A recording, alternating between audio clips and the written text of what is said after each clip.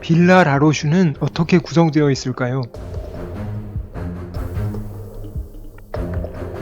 빌라 라로슈의 진입구까지는 어떻게 접근하는 것일까요?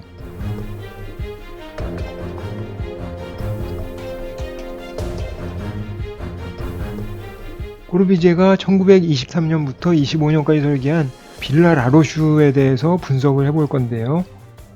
빌라 라로슈는 꼬르비제가 본인의 4개의 주택을 꼽아서 1, 2, 3, 4 구성이라고 불렀는데요. 이 구성의 첫 번째 구성에 속하는 주택입니다. 4개의 구성에 대해서 꼬르비제가 직접 그림을 그리고 이렇게 설명을 써놨어요. 그래서 첫 번째 보이는 주택이 빌라 라로슈죠.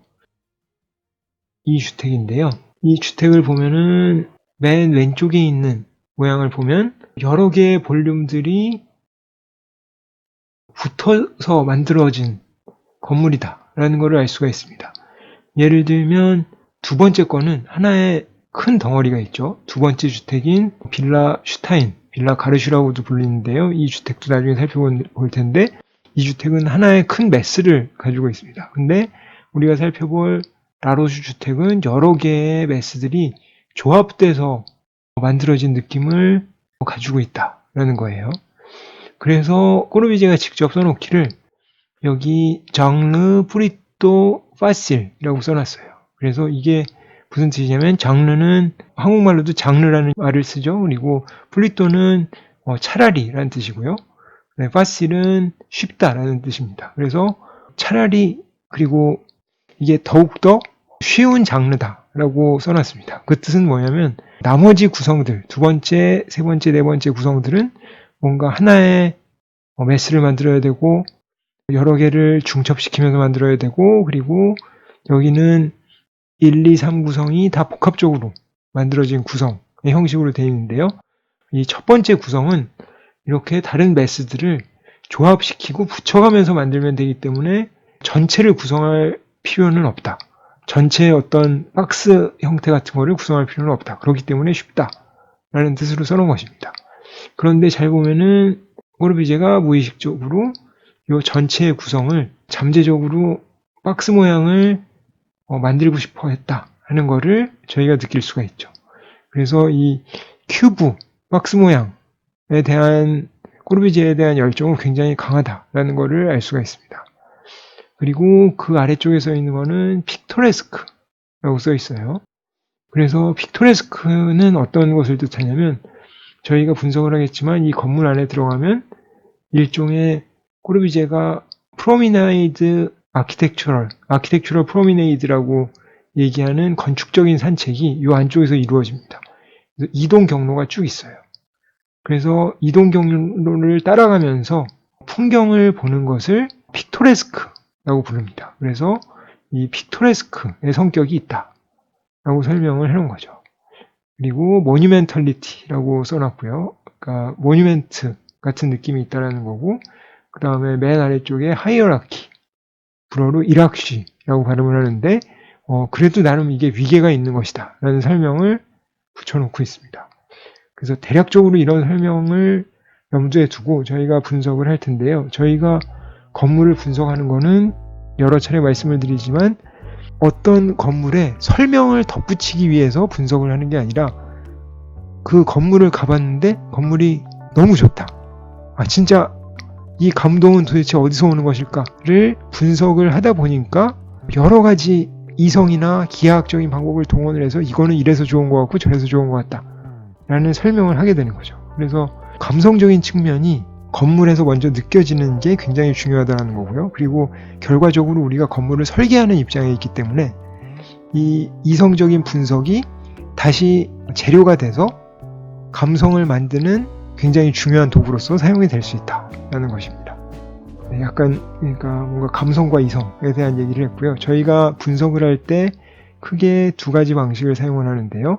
공간 동력학이라고 한국말로 번역될 수 있는 스페이스 다이내믹스라는 방법이 있는데요. 이거는 플랑크 리브르를 구성하는 공간 어휘 같은 것들을 통해서 설명했듯이 안쪽으로 휘어진 면, 바깥쪽으로 튀어나온 면이라든가 아니면 지붕면이 있는 부분, 그리고 벽면이 있을 경우에 기둥의 위치, 그리고 기둥이 여러 개 있을 때 어떤 운동감을 갖는가 같은 등등의 여러 가지 효과들에 의해서 일종의 벡터가 형성되는 것입니다. 그래서 사람의 움직임을 이쪽으로 끌어가는 벡터가 있고, 그리고 반대쪽으로 밀어내는 벡터도 있을 수 있고요. 그리고 이런 쪽으로 또 당기는 벡터가 있을 수 있어서 이런 여러 가지 벡터들의 조합에 의해서 만들어지는 힘의 운동성을 검토하는 것이 스페이스 다이내믹스고요.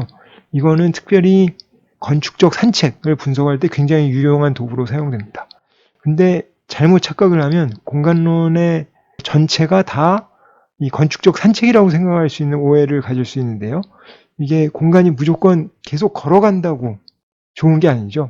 그래서 저희가 동원돼야 될 굉장히 중요한 도구가 스페이스 스태틱스입니다. 이거는 공간 정력학이라고 번역을 할 수가 있는데요. 이거는 일종의 어떤 공간들이 있을 때 단면에서 보면은 어떤 부분에서는 한 층고다. 어떤 부분에서는 두 층고고, 이 위로 올라가면은 또 두 층고가 나왔다가 이쪽이 이렇게 보이더라. 그리고 여기서부터 이렇게 대각선으로 보이더라. 같은 거는 건축적인 산책이나 운동감하고는 좀 거리가 있는 얘기죠. 그리고 어떤 공간에 들어갔을 때 들어가 보니까 공간이 3개 층고가 한꺼번에 보였었다. 그리고 이쪽에 튀어나온 메스에서 나를 내려다보는 사람이 있었고, 저 위에 또 누군가가 나를 내려다보더라. 그리고 나는 그쪽으로 올려다봤다. 같은 이런 종류의 그 높이에 관련된 거, 그리고 공간 전체의 분위기에 관련된 게 이 스페이스 스태틱스에 해당됩니다. 그래서 우리가 한쪽으로 치우치지 않고 이 두 가지를 다 볼 수 있어야 되고요. 그리고 이렇게 구성되는 공간론이 있고, 그리고 이런 것들을 통해서 저희가 플랑리브르나 라운플랜이나 랜드스페이스를 분석을 할 수 있고요. 그리고 그런 세 가지 공간론의 분류 방식, 플랑리브르, 라운플랜, 그 다음에 랜드스페이스 같은 것들의 공간들이 구성되는 방식들을 또 살펴봐야 되는 거죠. 그래서 이렇게 그 여러 차원에서 우리가 공간을 분석해 봐야 된다라는 말씀을 드리고 시작을 하도록 하겠습니다. 먼저 라로슈 주택을 찾아가려면 파리가 있는데요. 여기 노틀담 성당이 있고 루브르 궁이 있죠. 그리고 에펠탑이 여기 있는데요. 라로슈 주택은 이쪽쯤에 있어요. 그래서 지하철역 자스민이라고 쓰고 자스망이라고 발음을 합니다. 그래서 내려서 길을 따라서 휘 독드어 블랑슈, 제가 하도 너무 많이 갔더니 그 길을 기억을 하고 있어요. 휘 독드어 블랑슈라는 길로 찾아가면은 라로슈 주택을 볼 수가 있습니다. 근데 라로슈 주택은 휘 독드어 블랑슈를 찾아가도 간판만 있을 뿐 직접 길에서 보이지는 않아요. 왜냐하면 라로슈 주택을 가려면 이렇게 쭉 도시블록 안쪽으로 들어가야 여기 우리가 분석하고자 하는 라로슈 주택이 나온다는 거죠. 그래서 이 도시블록 안쪽에 어떻게 이렇게 건물을 지었나 하는 생각이 들어요. 그래서 굉장히 깊숙한 곳에 건물이 있고요. 이게 어떻게 이 위치에 땅을 사서 건물을 짓게 됐는가 하는 것까지는 제가 잘 몰라서 굉장히 궁금한 점 중에 하나로 남아 있습니다. 하여튼 길을 가다가 쭉 이렇게 걸어서 이 안쪽으로 들어가서 이렇게 건물 안쪽으로 들어가야 된다는 거죠. 그래서 라로슈 주택은 길을 걷다가 저 안쪽에 위치해서 접근을 하게 되고요. 도시블록의 안쪽에 이렇게 위치해 있습니다. 진입 부분은 이쪽 부분이 된다는 것을 다시 한번 말씀을 드리겠고요. 그리고 전체적인 내부 공간은 이렇게 되어 있어서 안쪽에 굉장히 높은 층고, 3층고의 홀이 있고, 그 다음에 이쪽 부분에는 램프가 있는 2층고의 공간이 있어서 이 공간은 아트 갤러리라는 걸 알 수가 있고, 이 엔트런스 홀, 이쪽으로 들어오게 되는데 이 엔트런스 홀에도 굉장히 층고가 높아서 그림을 걸 수 있겠구나 하는 거를 알 수가 있어요. 그래서 어떻게 이런 공간이 주택에 있을 수가 있나 라는 걸 생각할 수가 있는데요. 그거는 건축주가 예술을 굉장히 좋아하는 예술 애호가였기 때문이에요. 그래서 스위스에 굉장히 부유한 은행가였었는데, 라로슈라는 은행가는 예술을 굉장히 좋아해서 돈을 모아서 그림을 사고 예술품을 사는데 굉장히 많은 노력과 시간을 쏟았습니다.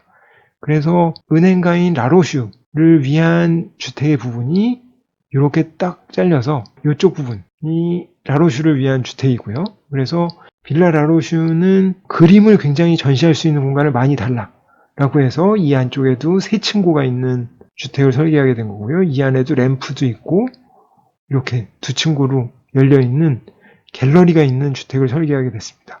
그러면 이 나머지 쪽은 뭐냐라고 했을 때 이쪽은 꼬르비제의 형인 알베르 잔느레. 꼬르비제의 본명이 에두아르드 잔느레였고요. 꼬르비제는 가명이죠. 건축이나 예술 활동을 하기 위해서 지은 이름인데요.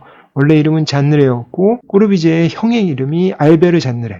그러니까 불어라서 T를 발음을 하지 않습니다. 그래서 알베르 잔느레를 위한 주택이었었던 거죠. 그래서 이 은행가인 라로슈와 알베르 잔느레가 뭔가 친밀한 관계였거나 그랬겠죠. 그러니까 이렇게 주택을 같이 붙여서 설계를 할 수 있었던 거고요. 그리고 잔느레 주택 부분을 보면은 이 부분은 굉장히 기능적으로 설계가 되어 있어요. 그래서 저희가 잔느레 주택 쪽은 분석을 하지 않을 테고요. 이쪽은 분석을 하지 않을 테고 이쪽 라로슈 주택을 중심으로 분석을 할 예정입니다.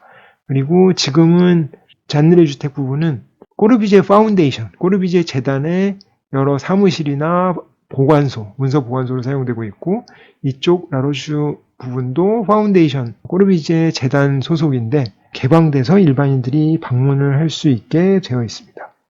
다시 한번 메스를 보면은 이렇게 되어 있고요. 이쪽에 휘어져 있는 곡선 메스가 눈에 띄고 이렇게 뒤쪽에 안쪽으로 들어간 부분이 있네라는 신기한 부분이 있습니다. 그래서 왜 이렇게 이 뒤쪽을 집어넣었을까라는 의문이 생기는데요. 이 부분에 대한 스케치가 있어요. 그래서 꼬르비제가 스케치한 걸 보면 그 뒤쪽 부분에 나무가 있었다라는 걸 알 수가 있습니다. 그래서 꼬르비제는 뭔가 건축은 살기 위한 기계고 자동차, 항공기 이런 걸 좋아하고 뭔가 파리 중심부를 쓸어버리고 마천루를 만들려고 했던 사람인데 이 나무 하나를 이렇게 존중했다는 게 참 특이한 건 것 같아요. 근데 스케치에 남아있기 때문에 나무 부분을 이렇게 존중하기 위해서 그쪽 부분을 파냈구나 하는 걸 알 수가 있고 또 그거를 활용을 해서 실내 공간으로 가게 되면 그 부분이 공간적으로 굉장히 잘 처리가 되어 있습니다. 그리고 이 안쪽 부분에도 나무가 하나 그려져 있거든요. 그래서 이 나무가 이쪽에 잔느레 주택 부분, 이쪽이 라로슈 주택 부분이고요. 이쪽 부분이 저희가 보면은 이렇게 해서 휘어진 메스가 이렇게 있는 부분이 있죠. 휘어진 메스가 이렇게 있는 부분이 있는데 이 부분을 보면 이 안쪽이 살짝 파여져 있는데요. 이렇게 파여져 있는데 이 부분이 나무가 있었기 때문에 이런 메스를 잡았구나 하는 걸 알 수가 있어요. 그래서 참 희한한데 이런 자연을 존중하고 사랑하는 측면이 꼬르비제한테 있었나 하는 생각이 들었습니다. 이제 그 진입부로 들어가서 한번 건물 입구까지 가보도록 하죠. 저희가 진입은 그 아까 여러 번 설명드린 것처럼 이렇게 멀리에서 도시블록 안쪽으로 진입을 해서 들어가게 되고요. 걸어 들어가게 되면 이런 장면을 볼 수가 있죠. 먼저 잔느레 주택이 먼저 보이고 저 멀리에 이 라로슈 주택의 곡선 면이 보입니다. 그래서 곡선면이 이렇게 보이는데요.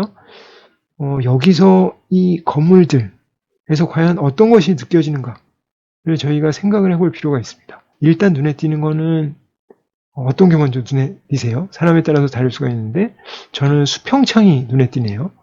그래서 이렇게 수평창이 쭉 열려 있어서 이게 그 어떤 방향성을 확실히 주고 있구나 하는 거를 알 수가 있고 이 안쪽에 그 이런 부분은 사실 벽기둥 같은 게 살짝 보이긴 하지만 나름 플랑리브르에서 자유로운 인면, 자유로운 평면을 구성해 보려고 시도했었던 흔적이 있구나 하는 걸 알 수가 있습니다. 사실 이 1923년, 25년은 아직 꼬르비제의 5가지 원칙이 완성되기도 이전이고요. 플랑리브르의 방법이 다 완성되기도 전이에요. 그래서 약간 부실한 점이 많이 있습니다. 확실히. 그리고 이 라로슈 주택은 플랑리브르의 성격도 있긴 하지만 기둥으로 구성이 되어 있지가 않아요. 평면을 보시면 알겠지만 이런 기둥과 자유로운 벽체로 구성되는 방식이 아니라요. 벽에 의해서 구성이 되어 있습니다. 그래서 이게 완벽한 플랑리브르라고 보기는 어렵지만 그 흔적들, 그러니까 예고편들이 미리 나오고 있어요. 그래서 수평창 같은 것들이 보이게 되고 이게 강한 방향성을 주고 있죠. 그리고 또 눈에 띄는 것은 어떤 것이 있을까요? 생각을 해보면 저는 이 메스를 왜 굳이 튀어나오게 했을까 하는 생각이 들어요. 그래서 이 튀어나오게 한 거는 나중에 보게 되겠지만 이쪽 부분에 튀어나온 테라스가 하나 있거든요. 그래서 그 부분과 이 튀어나온 부분이 서로 수미상관의 효과를 이루면서 전체적으로 이게 하나의 커다란 덩어리처럼 보이게 하는 효과를 주려고 했기 때문이다 라는 생각이 드는 게 첫 번째고요. 또 한 가지 드는 생각은 이 메스의 아래쪽 부분이 물론 이 아래쪽에 있는 입구에 캐노피로 사용되기는 하지만 분명히 이 아래쪽 부분이 사람을 더 끌어들이는 힘이 있습니다.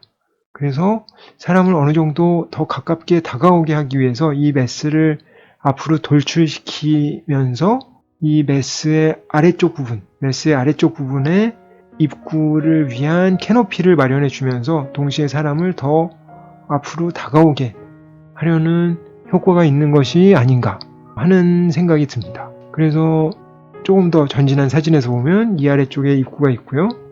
그리고 사람들이 이 튀어나온 부분의 아래쪽 면을 보면서 전진을 하게 되고, 전진을 하다가 물론 앞으로 돌출되어 있는 어떤 종류의 힘에 의해서 살짝 미묘하게 밀리면서 더 앞으로 전진을 하게 됩니다.